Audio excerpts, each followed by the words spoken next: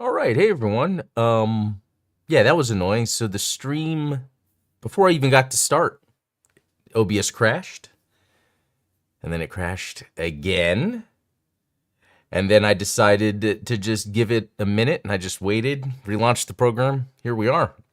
That is so annoying. That happened yesterday during the Gundam Explained live stream, which was a lot of fun. We had Kyle from Free Speech Geek along with Steven. We did this Star Wars versus Gundam conversation. It was really cool, but okay, glad I got this up and running. I don't know why electronics do what electronics do. I really don't.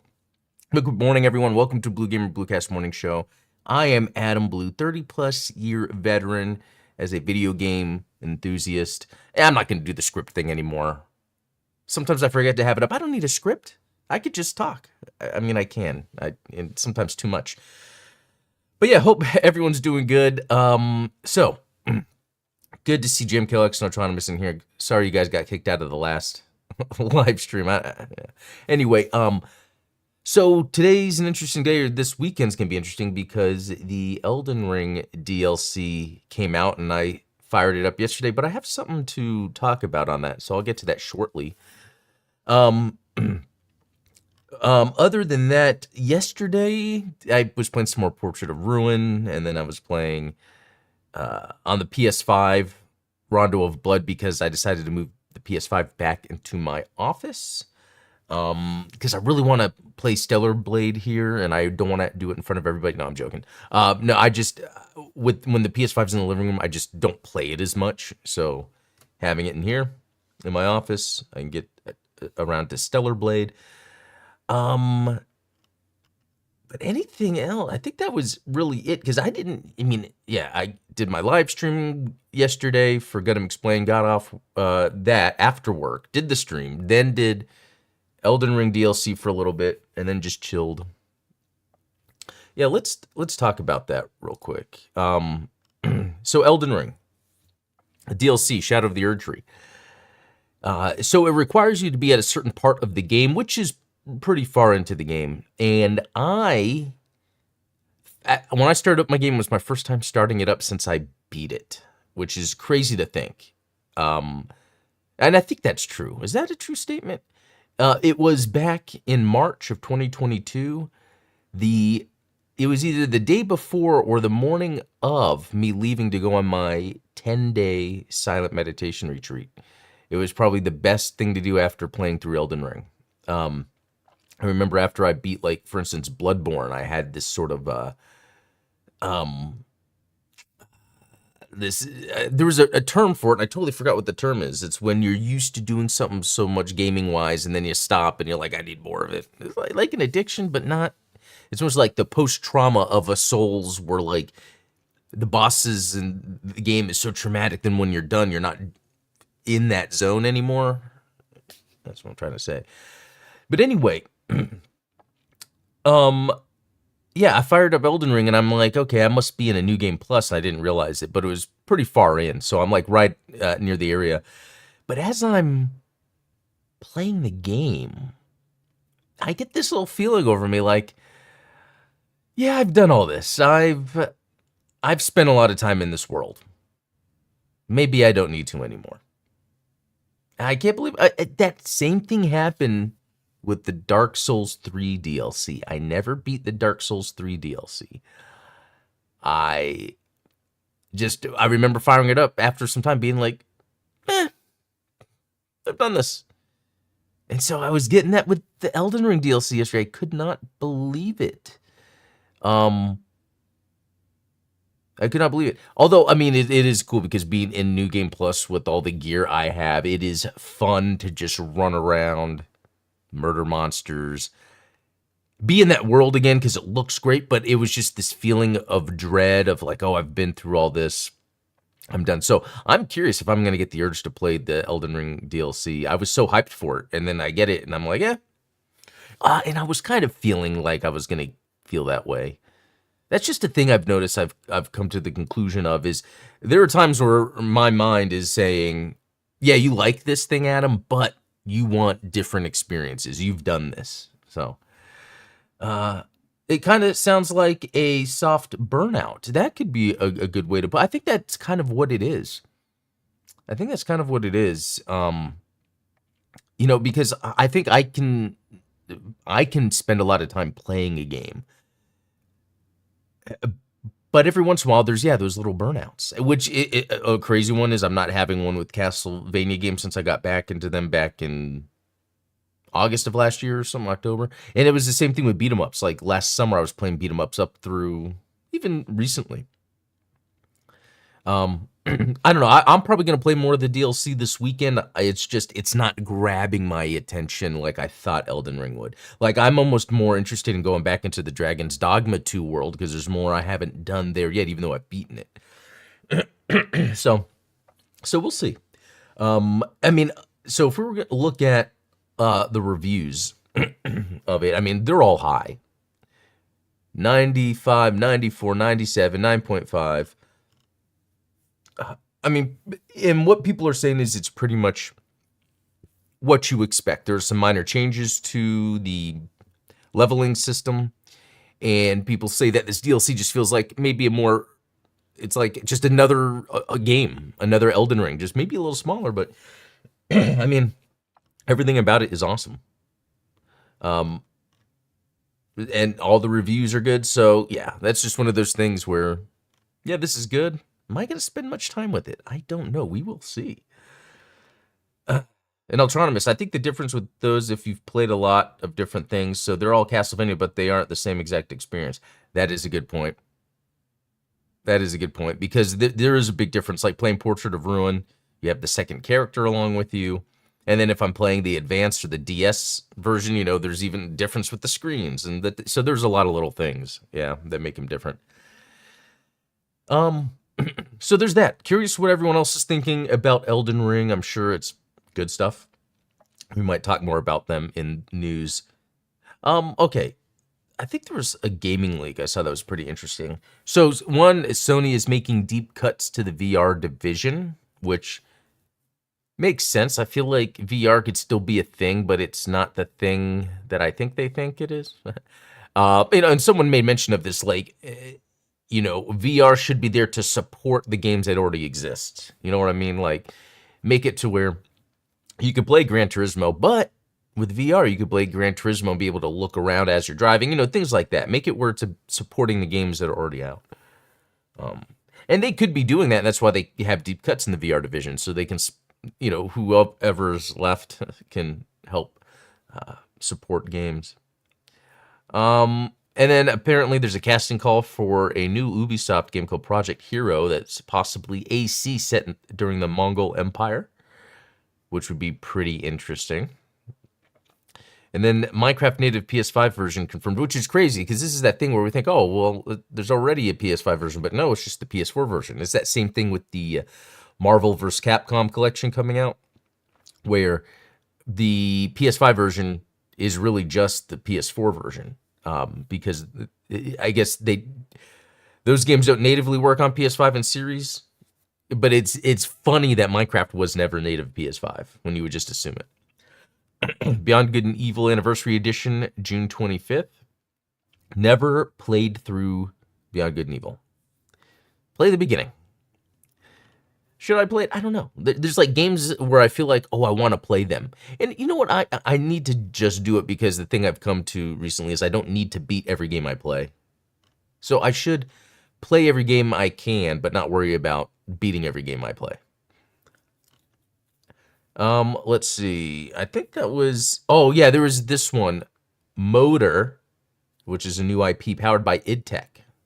Trademarked by Bethesda. So a new id Tech Bethesda game. Curious what that could be. I think that was it for the leaks. I just thought that was pretty interesting. I like some of the news that comes out of here. Okay. The other thing, limited run games, and maybe I need to move this a little bit to... Okay. So apparently limited run games announced a whole lot. Like it's interesting how big like the physical edition stuff has become. And so they had a showcase called the LRG3 2024, named after E3. So didn't know that limited run had these little announcement thingies, but I mean, look at all the the physical releases in such numbers like this makes me think of then Limited Run more of a bigger production distribution thing than like you would have ever thought. It's not like a little boutique thing anymore. This is like a bigger deal because look at this. We got Star Wars Dark Forces Remastered getting a physical. Valis, which is random. Rain World, Fighting Force Collection, completely random. And then Wolfenstein 2, The New Colossus. G.I. Joe Wrath of Cobra.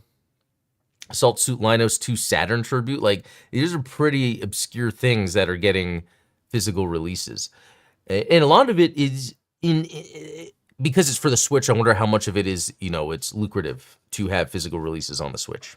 I mean, I bet that's a big part of it. I mean, in fact, I think we're going to start seeing the last of the physical released Switch games this year, and they're probably going to be worth a lot. Yeah, Lollipop Chainsaw Repop. I mean, Ninja 5.0. There's a lot of games on here that I would play just to play. It's cool they're getting physical releases. I'm probably not going to get any of the physical releases. I just don't do that anymore. But I mean, that looks cool. It's just crazy. I remember when I first played Dark Forces. I remember the time exactly.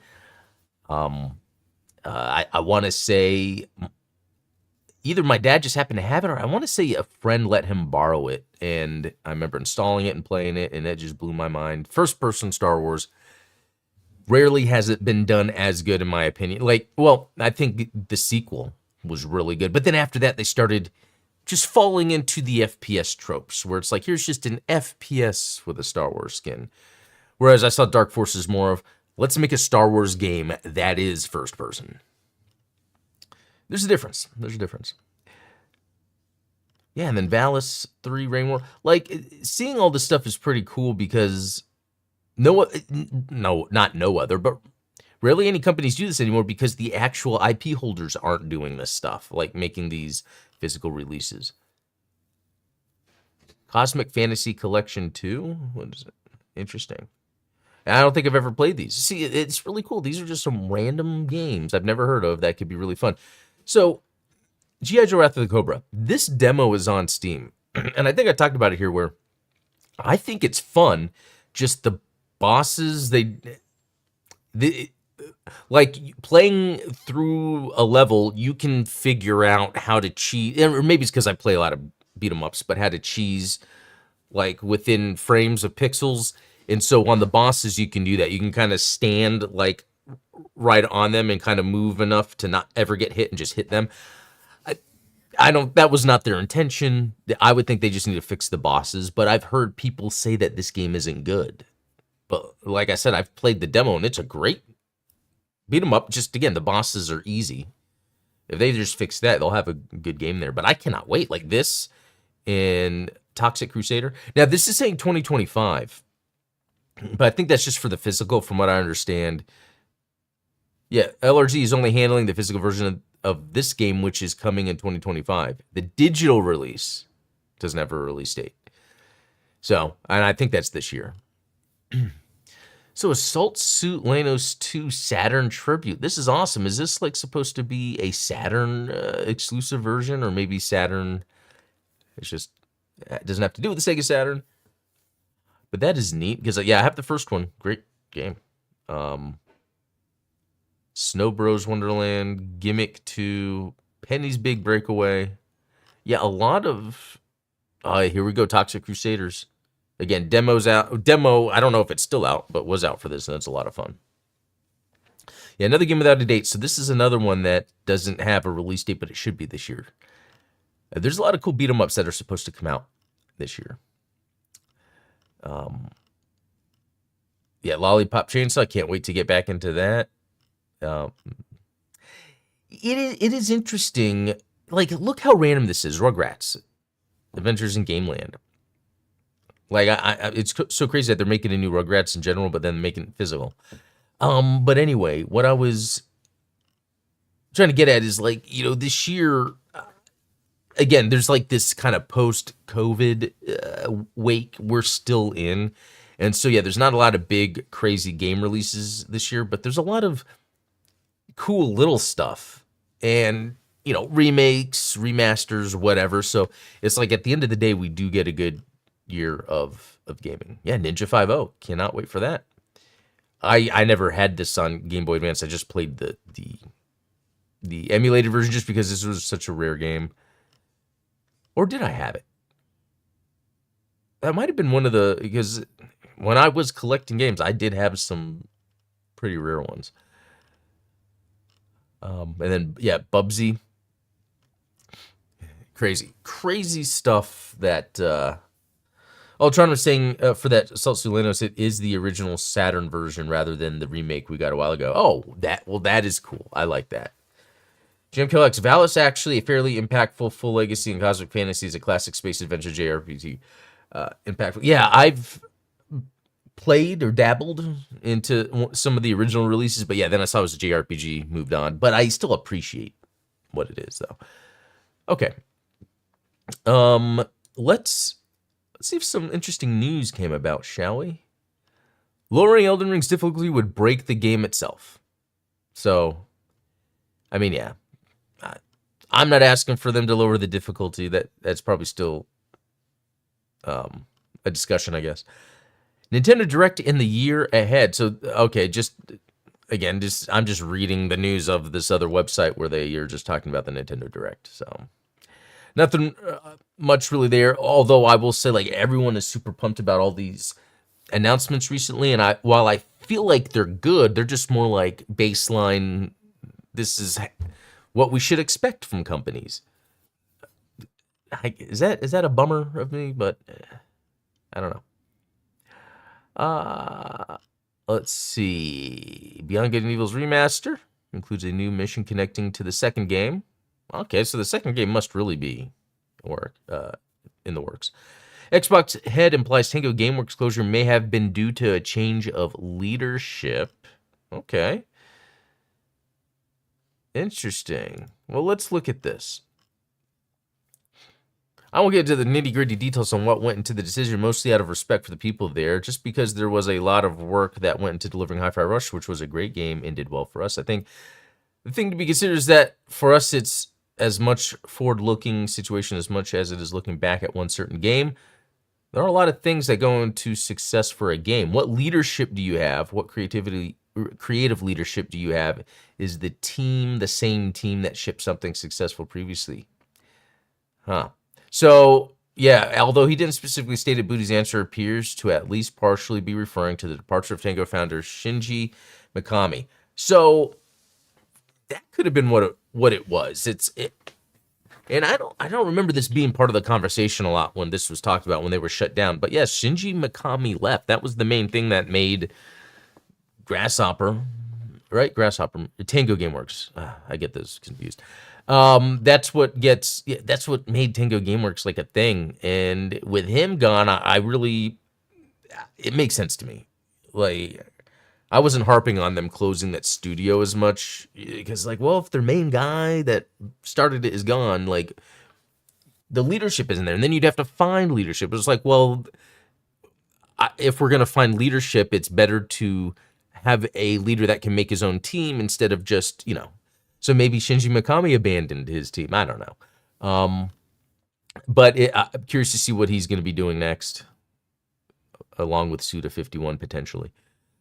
With many of our studios, we try to look at options, he explained. For example, we recently had Toys for Bob, a studio that was previously working on Call of Duty titles, go back out and become a new independent studio, and we've announced that we've got a publishing deal with them, and we'll share more about that one. Yeah, so this is an example of Microsoft working with studios to continue to have work. I really think there's some background in Tango Gameworks that's really out of our hands, even though there are people that get online and get mad and say, what is Microsoft doing? But they're just doing the things that you wouldn't know about because it's not your day-to-day. I think back to a studio called Twisted Pixel in Texas that we acquired. Then for a change in goals, it wasn't a perfect match anymore. That studio today is still thriving. We wanted to set them up for success. Yeah. So it really kind of goes back down to, look, if Shinji Mikami didn't leave Tango Gameworks, maybe. But, I mean, he left, and so, yeah, maybe Microsoft didn't have a choice. So that makes a lot more sense. I was curious about all that. Okay. Xbox to attend Gamescom 2024 after Sony announced they won't be there. So that's good. Elden Ring soars to 600,000 players on Steam. Yeah, it's crazy because online I'm seeing where people are back at like just asking stuff from the base game. So it's really cool that either newer people are finally getting and playing Elden Ring, or people that bought it before and never really got much into it, or like maybe feeling the urge to get back into it, especially with the DLC announcement. And Shadow of the Erdtree has no new trophies or achievements. Okay.